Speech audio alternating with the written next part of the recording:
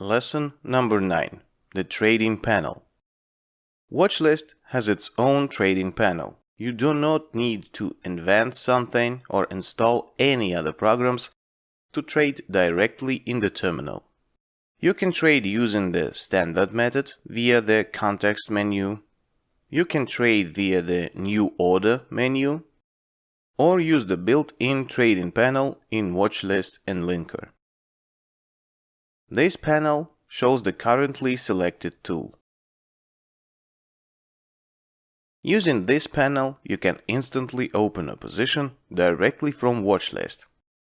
You can set an order of any type that Watchlist and Linker can open, set up lots, take profit, and stop loss in points.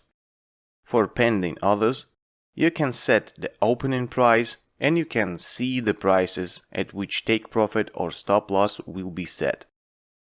You will also see the cost of 1 point, your approximate profit that you will get if your order is closed by take profit, and the loss that you can get if the order is closed by stop loss. Using the Reset button, you can bring the trading panel to its default values.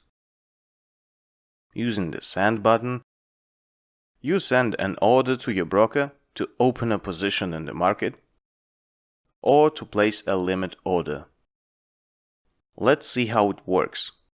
I choose a financial instrument USD GPY, choose what I want to buy, lot 0.01, with a take profit of 500, stop loss of 500, opening price 105.590.